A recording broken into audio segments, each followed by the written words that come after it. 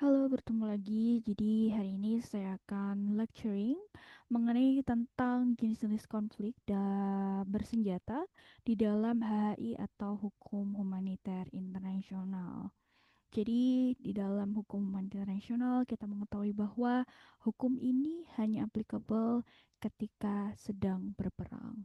Nah, begitu juga ketika suatu hukum internasional ini diaplikasikan.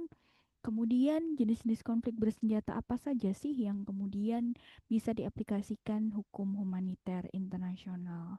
Nah, jenis utama di dalam konflik bersenjata yang berada di dalam atau berada di bawah payung hukum humaniter internasional itu terbagi menjadi dua, yakni yang pertama adalah konflik bersenjata internasional atau International Armed Conflict yang kemudian bisa disingkat menjadi IAC, dan yang bentuk kedua adalah konflik bersenjata non-internasional atau non-international armed conflict yang kemudian bisa kita singkat menjadi NIAC ya, atau NIAC ini tadi non-international armed conflict. Nah, kita masuk terlebih dahulu nih, secara general apa saja sih atau apa definisi dari konflik bersenjata? Jadi konflik bersenjata adalah situasi di mana terjadi penggunaan kekuatan militer antara dua atau lebih pihak. Jadi ketika suatu peperangan atau suatu kondisi di mana ada pihak yang menggunakan atau mulai menurunkan kekuatan militernya, senjata militernya, um, kendaraan militernya, maka ini sudah bisa dikategorikan sebagai konflik bersenjata.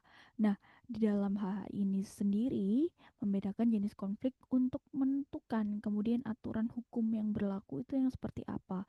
Ini terkait juga dengan sumber-sumber hukum internasional. Jadi kalau belum ya memahami sumber-sumber hukum internasional, bisa refer ke profil saya kemudian mencari video yang membahas mengenai sumber-sumber hukum humaniter internasional. Nah, tujuan utamanya di dalam hukum humaniter internasional yang memang mereka hanya applicable ketika sedang berperang, yakni memiliki tujuan untuk melindungi korban perang dan membatasi cara serta metode peperangan ya, yang kembali lagi refer kepada sumber utama hukum humaniter internasional yang diatur di dalam Konvensi Jenewa maupun Konvensi Hak atau Den Haag ya. Nah, kita masuk ke jenis ya konflik bersenjata yang pertama, yakni adalah IAC atau International Armed Conflict atau konflik bersenjata internasional. Sama seperti diksinya bahwa ini terjadi di level internasional sehingga memiliki definisi, yakni konflik bersenjata antara dua atau lebih negara karena ini bersifat internasional yang menggunakan kekuatan militer. Nah, di dalam konflik bersenjata internasional atau KBI atau IAC itu tadi, dia diatur di dalam Konvensi Jenewa 1949 dan juga protokol tambahan 1 yang ada di tahun 1977. Nah, seperti pembahasan yang sudah saya bahas di dalam sumber-sumber hukum humaniter internasional, bahwa Konvensi Jenewa ini memiliki ruang lingkup mengenai protection siapa saja sih yang harus dilindungi ketika sudah terjadi peperangan. Nah, ciri-ciri dari KBI atau konflik bersenjata internasional ini yakni yang jelas melibatkan negara berdaulat. Apa itu negara berdaulat? Yakni negara yang secara legitimasi diakui oleh PBB, yang dia memiliki pemimpin yang direkognisi oleh negara-negara berdaulat lainnya atau negara-negara anggota PBB lainnya. Dan kemudian konflik bersenjata internasional ini memiliki ciri bisa terjadi melalui deklarasi perang atau mungkin tanpa deklarasi resmi. Dan ketika sudah terbukti terjadi konflik bersenjata internasional, maka hukum perang atau the law of war itu sudah berlaku secara penuh. Banyak sekali ya contoh kasus dalam konflik bersenjata internasional, ya antara lain Perang Dunia I, kemudian Perang Dunia II, kemudian Perang Irak-Iran, dan yang terbaru di era kontemporer saat ini yaitu adalah invasi Rusia ke Ukraina.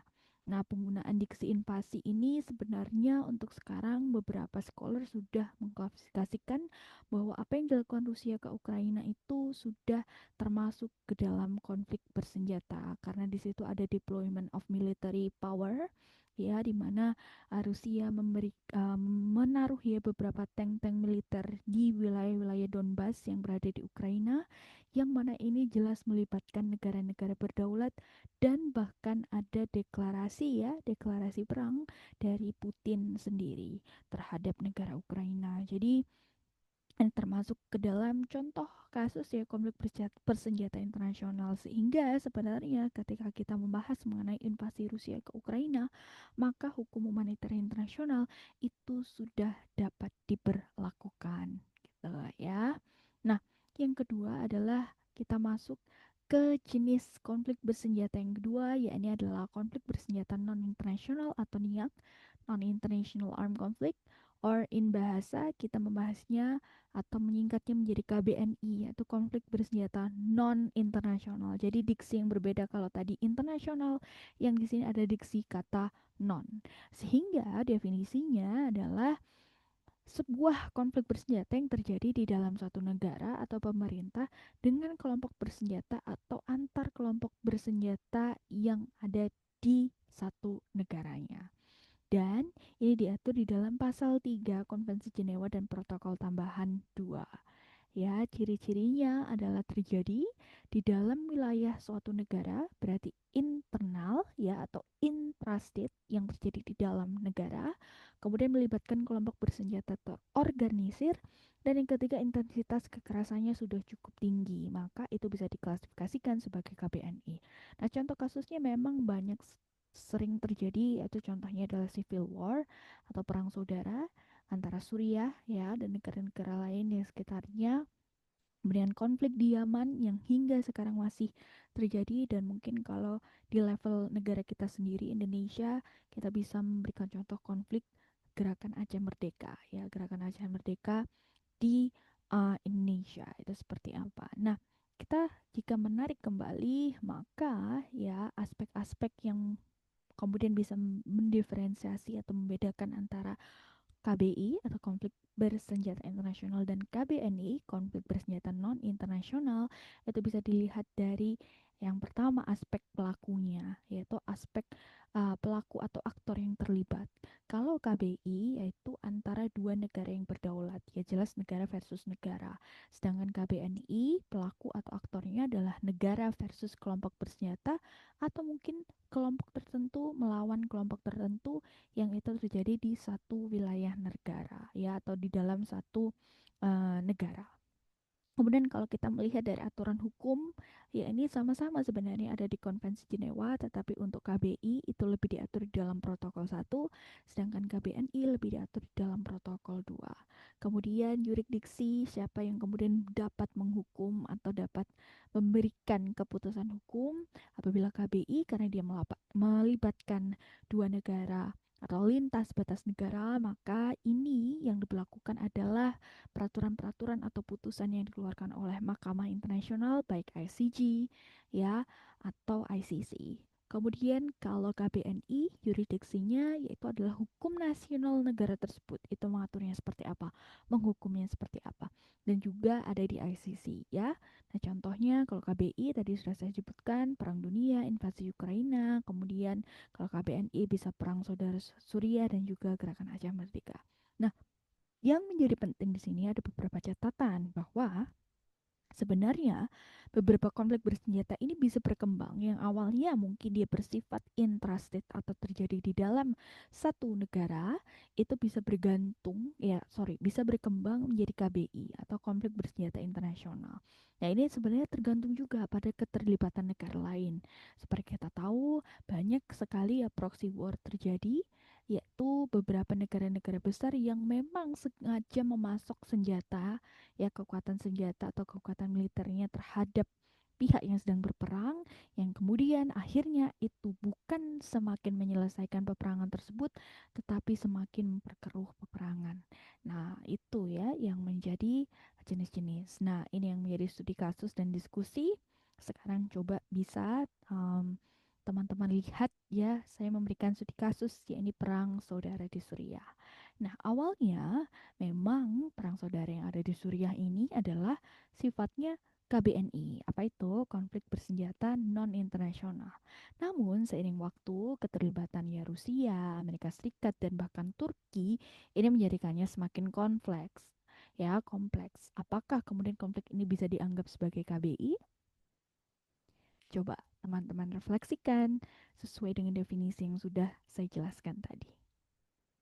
Oke, kalau sudah mulai menjawab, silahkan kemudian di pause dulu. Apabila sudah, silahkan di play lagi karena saya akan memberikan jawaban dari studi kasus perang saudara di Suriah.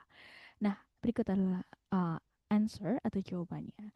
Jadi memang benar ketika kita membahas perang saudara di Suriah, awalnya konflik ini dimulai sebagai jenis KBNI atau konflik bersenjata non internasional antara pemerintah Suriah dan kelompok pemberontak yang memang itu berasal di dalam satu negara, yakni Suriah itu sendiri.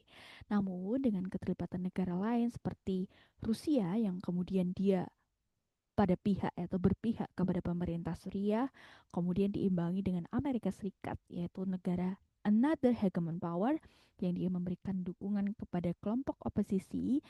Ini menyebabkan konflik ini semakin tereskalasi dan juga semakin konflik. Nah, beberapa semakin kompleks, mohon maaf. Dan beberapa aspek dalam konflik Suriah ini memiliki unsur konflik KBI atau persenjataan internasional. Karena apa? Karena adanya intervensi dari negara-negara asing. Jika bisa disimpulkan bahwa konflik Suriah ini merupakan gabungan dari KBNI, konflik bersenjata non internasional, dan juga KBI atau konflik bersenjata internasional, atau biasanya ini di dalam hukum humaniter internasional disebut sebagai konflik hibrida, di mana aktor negara dan aktor negara itu terlibat secara bersamaan di dalam satu konflik. Nah, ini menjadi diskusi apa yang kemudian menjadi tantangan dalam menerapkan hukum humaniter internasional sih di konflik yang mungkin modern atau di era kontemporer sekarang. Kemudian yang kedua, bagaimana cara membedakan antara konflik bersenjata dan aksi terorisme, dan sebenarnya seberapa efektif sih hukum humaniter internasional atau HI dalam melindungi korban konflik bersenjata. Nah, ini mungkin bisa menjadi diskusi teman-teman ya untuk nextnya. Selamat bertemu kembali di next lecturing.